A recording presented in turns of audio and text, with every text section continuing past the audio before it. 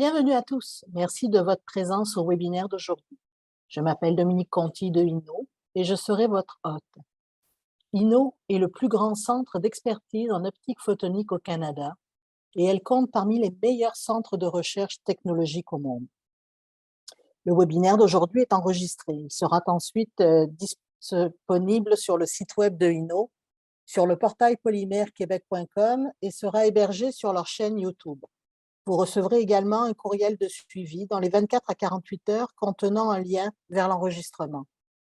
Le webinaire durera environ 40 minutes, ce qui comprend la période de questions. Vous pouvez inscrire vos questions à nos présentateurs dans la boîte prévue à cet effet au cours de la présentation. Nous répondrons au plus grand nombre possible à la fin du webinaire.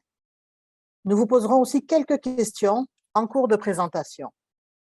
Notre sujet d'aujourd'hui est comment détecter instantanément les défauts cachés dans la masse lors de la production de pièces en plastique ou en matériaux composites.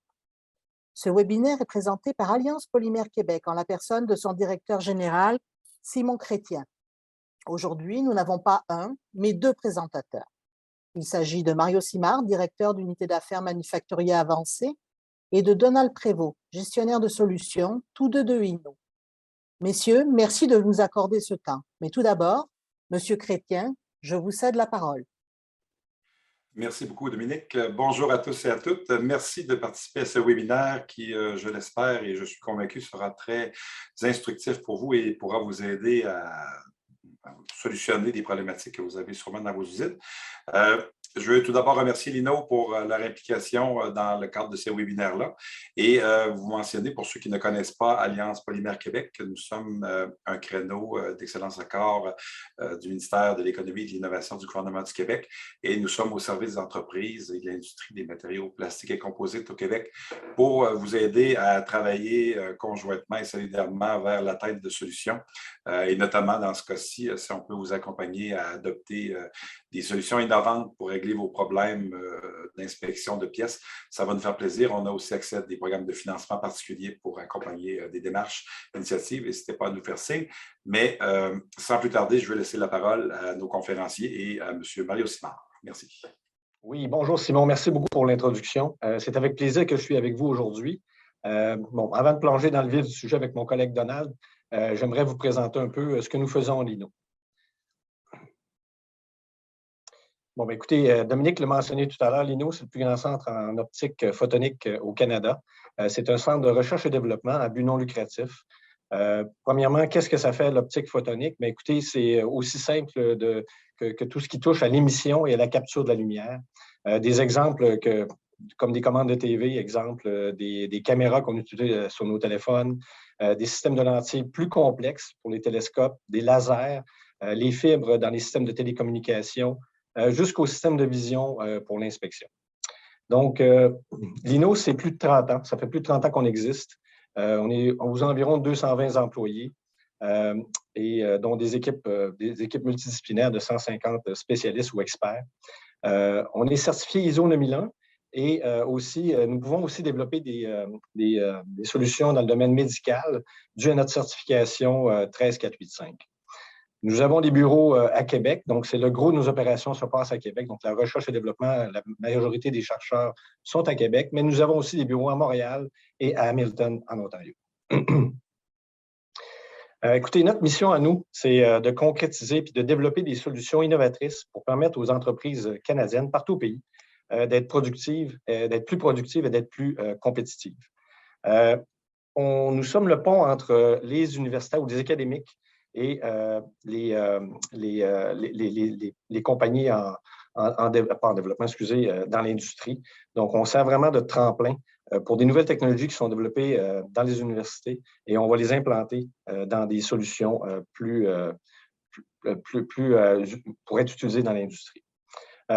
Donc, on prend comme je disais tout à l'heure, on prend des développements qui sont faits en université, puis on va les adapter pour les besoins de l'industrie. Donc, des bels exemples qu'on va vous présenter tout à l'heure dans le webinaire avec Donald. Nous avons une approche en cinq étapes.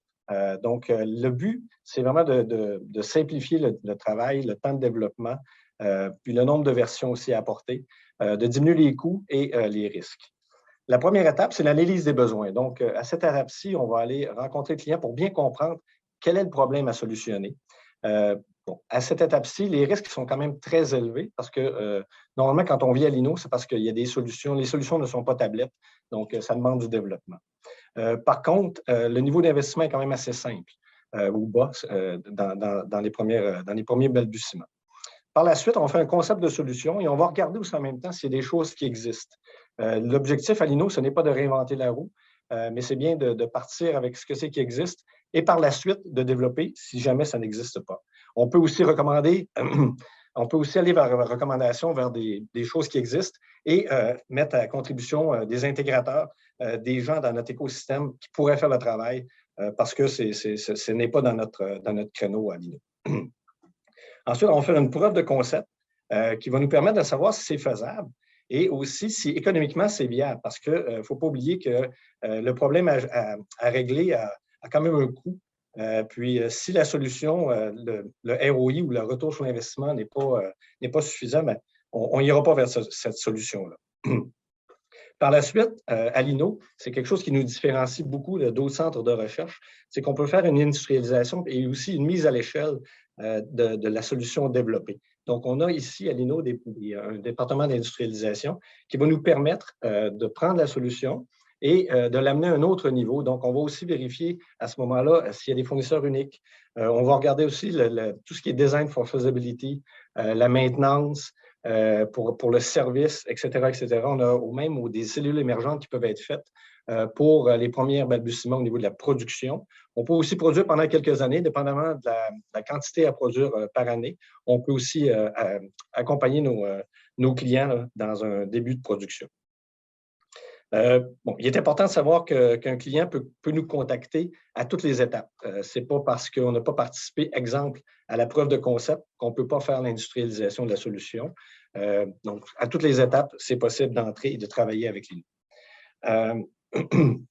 Bon, sans plus attendre, je vais donner la parole à mon collègue Donald Prévost, qui va vous expliquer un peu quelle est la solution que nous présentons ce matin. Donald? Alors, oui, bonjour. Bonjour à tous. Merci de nous permettre de vous présenter notre technologie. Donc, aujourd'hui, je vais parler de problèmes d'industrie et montrer quelques résultats de test de notre technologie d'imagerie TeraHertz.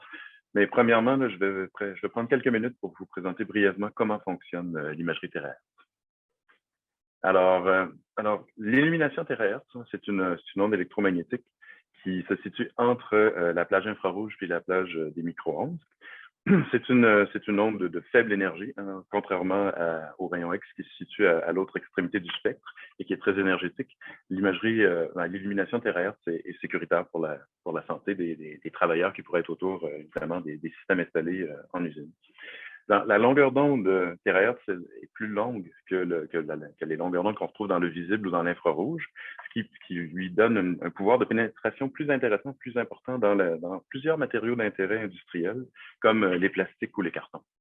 Mais même si la longueur d'onde est plus longue que l'infrarouge, elle est quand même plus courte que les longueurs d'onde micro-ondes ou ondes radio, ce qui lui conserve quand même un pouvoir très intéressant de résolution dans l'imagerie. Alors, au niveau technologique, donc l'INO développe des composantes d'imagerie TeraHertz qui comprennent des caméras. On voit ici là, sur l'image la petite boîte, c'est notre caméra qui est industrialisée, celle-ci. Des objectifs, ici il y a deux exemples d'objectifs donc, qui nous permettent d'adapter les champs de vue en fonction des paramètres de l'application. Et des sources d'éclairage. On montre ici sur l'image une source d'éclairage qui est en fait une source qu'on utilise pour les démonstrations, une source de table. Mais évidemment, on peut industrialiser lorsqu'on veut atteindre un produit industriel. On va designer la source d'éclairage en fonction des besoins sur le plancher de l'usine. Donc, en utilisant ces composantes-là, il y a aussi les logiciels. Évidemment, on va aussi développer les logiciels qui vont permettre de faire le traitement d'image et qui peuvent inclure de l'intelligence artificielle. Donc, en utilisant ces composantes-là, on va développer des systèmes. On est en mesure de proposer des systèmes d'imagerie qui fonctionnent à 50 Hz dans des configurations soit en transmission, comme on voit ici à droite, où l'illumination TeraHertz va traverser l'objet avant de se rendre à la caméra, ou encore en réflexion, comme on voit à droite, où est-ce que l'illumination va aller à l'intérieur de l'objet, se réfléchir sur des structures internes avant de revenir vers la caméra. D'accord. Donc, je vais m'arrêter là pour l'explication de la technologie. Évidemment, à la fin du webinaire, s'il y a des questions, on va pouvoir y répondre. Donc maintenant, je vais parler de quelques problèmes d'industrie, présenter des exemples. Premièrement, on va parler des défauts de surface. Donc, on vous présente ici quelques exemples de ramage, de brûlé ou de délamination. Il y a beaucoup d'autres exemples de défauts de surface qui nous ont été rapportés. Bon, ce genre de défauts sont très fréquents, puis on peut les détecter avec des méthodes classiques de vision industrielle. Okay. Mais justement, c'est peut-être justement parce que c'est plus facile de détecter ces défauts-là qu'on en parle plus.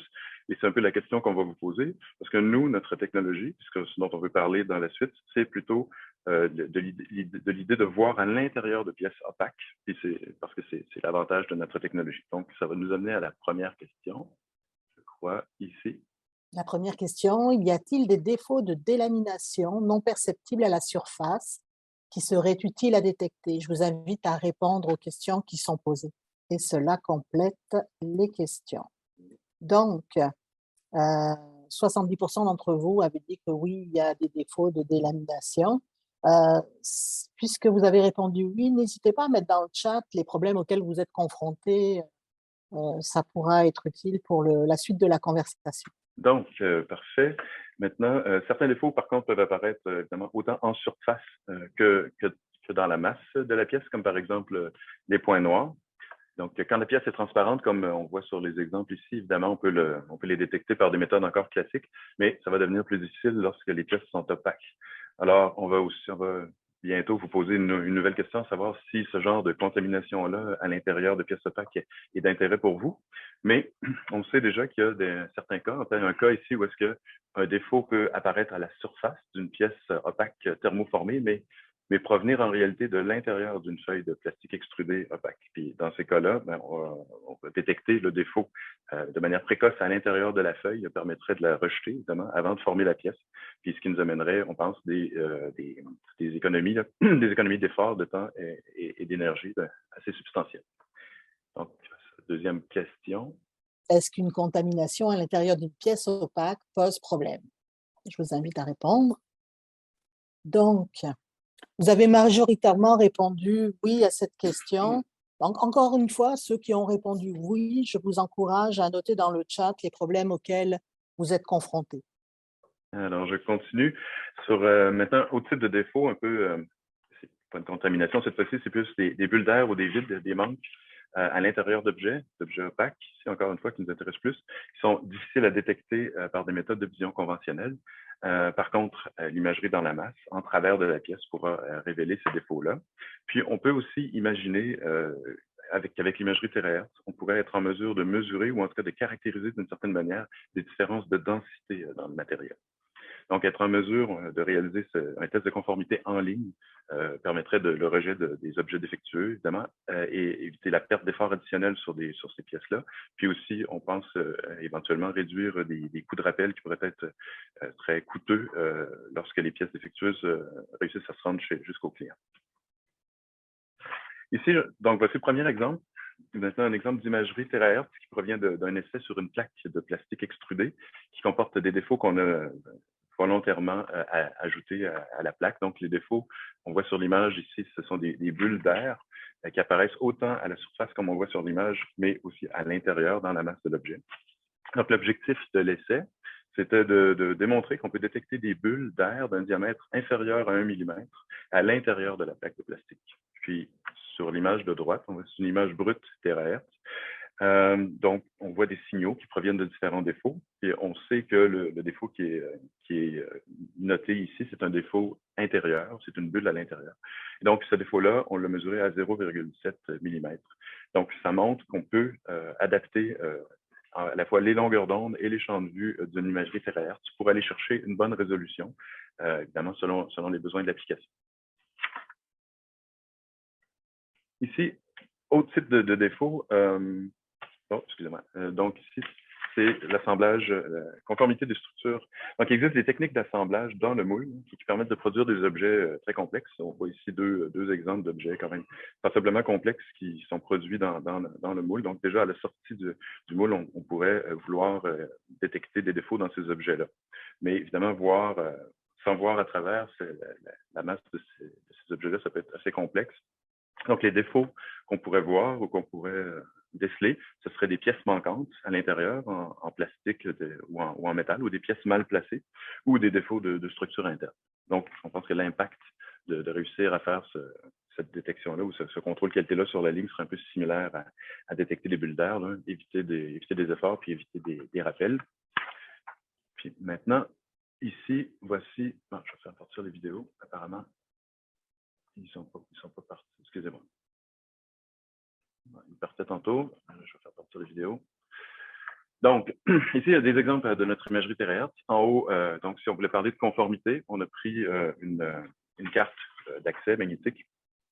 Et puis, donc, on voit que sur l'imagerie, on peut détecter les composantes internes, les composantes électroniques, mais aussi les différentes structures de plastique, les différentes. Donc, on pourrait faire un test de conformité sur cette pièce-là.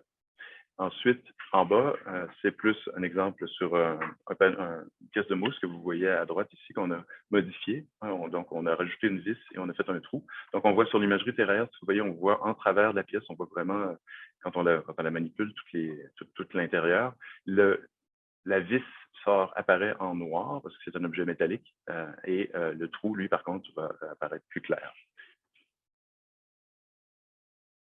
D'accord. Donc ici, c'est un exemple un peu encore dans la mousse d'inspection de conformité d'un siège automobile.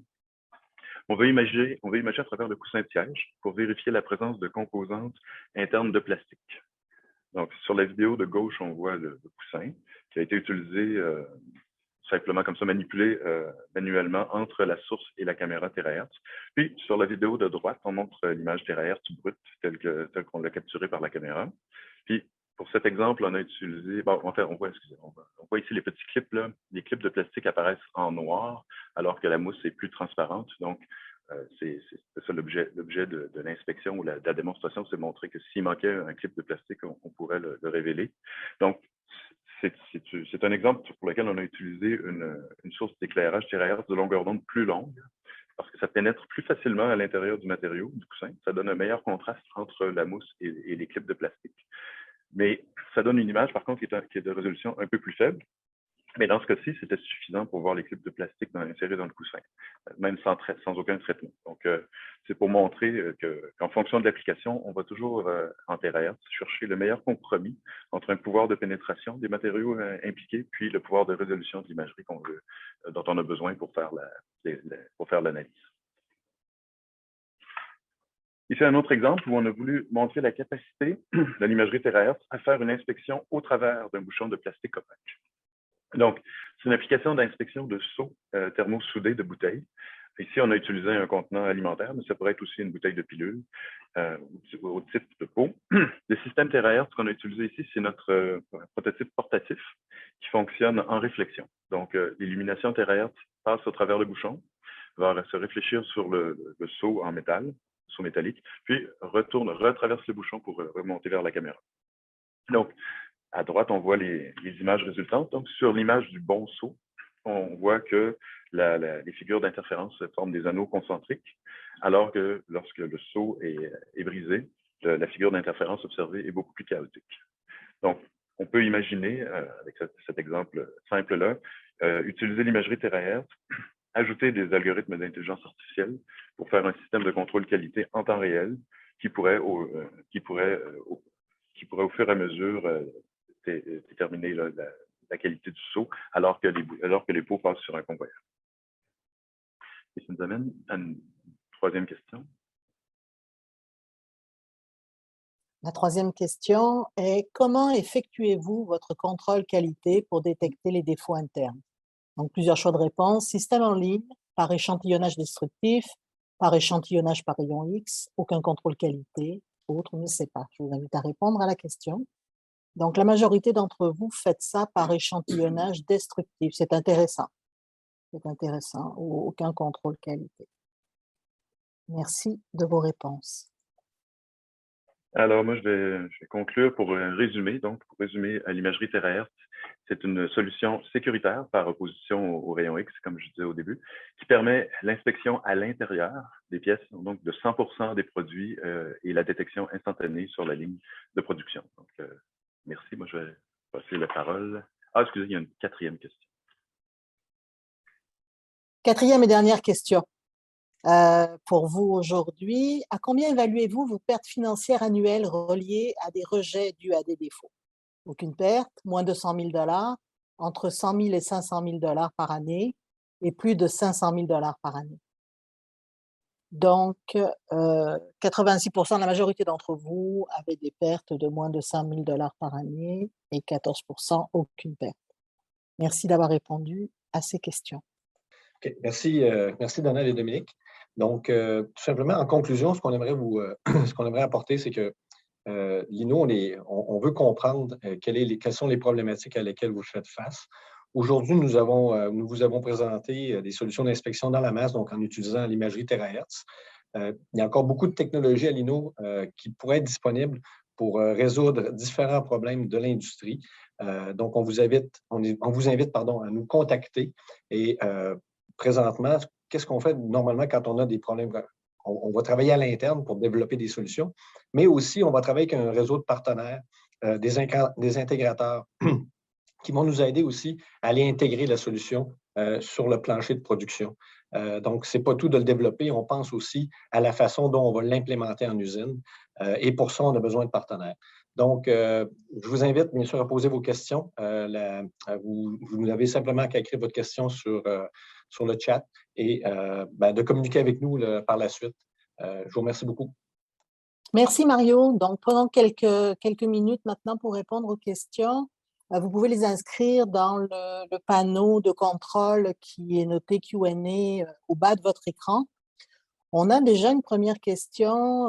Vincent Boudreau a demandé, est-ce que l'on peut scanner une feuille brute 4 par 8?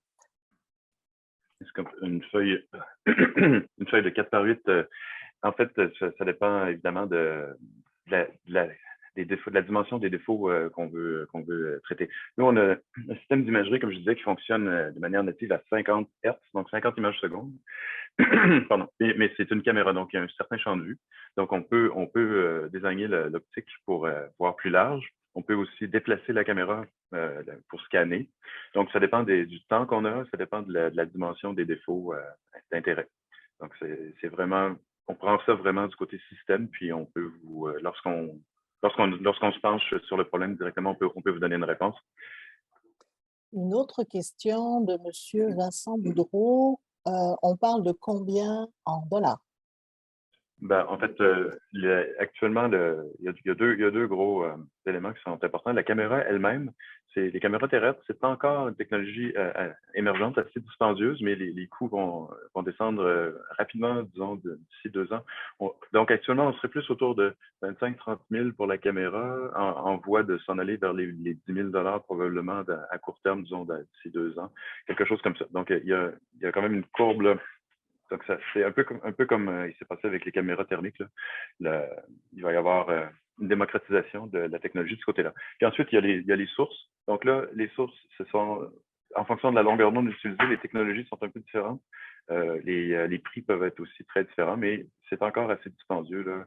30, 50 000, tout dépendant de la puissance, tout dépendant de la longueur d'onde. Mais la bonne nouvelle, c'est qu'avec le développement dans les prochaines années de la 6G, aujourd'hui on arrive à la 5G en télécommunication, mais dans la 6G, il va y avoir l'utilisation de sources terahertz. Donc, on s'attend à ce qu'aussi il y ait un gros effet sur que la pression soit à la baisse sur les prix des sources dans les prochaines années. Donc, oui, c'est une technologie émergente, mais les roadmaps, dont les feuilles de route sont à l'effet que ça va devenir accessible quand même à court ou moyen terme, tout dépendant évidemment de l'importance du problème dont on parle. Merci Donald. On a une autre question de M. Éric Allard. Est-ce que la technique d'inspection s'applique aux matériaux composites plastiques avec renfort fibreux? Je ne suis pas assez expert pour savoir exactement le matériau dont vous parlez, si on peut voir facilement au travers, ou s'il y a des enjeux. Je dirais que d'une manière générale, là, en imagerie terahertz, il faut éviter, si on veut voir au travers, il faut éviter le métal.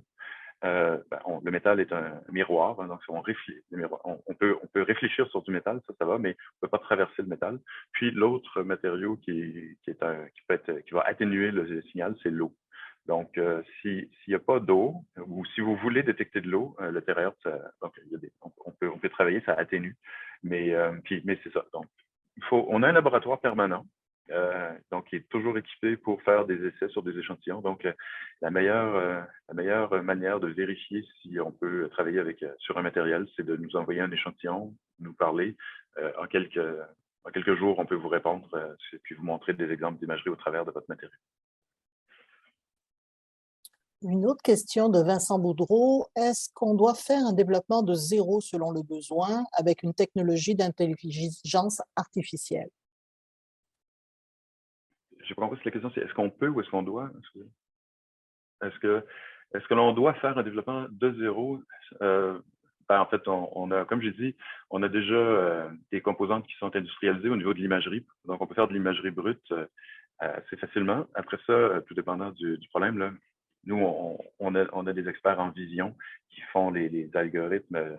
On a des algorithmes de détection, de tracking. Donc, on a des techniques pour entraîner effectivement de l'intelligence artificielle aussi. Donc, je ne sais pas si c'est ça que vous appelez de zéro, mais actuellement, on est au niveau de fournir des composantes, fournir l'expertise pour faire le développement. On n'a pas encore travaillé une solution spécifique pour régler un problème spécifique, si c'est ça la question. Donc, pour moi, c'est comme, on ne part pas de zéro, on part de plateformes établies.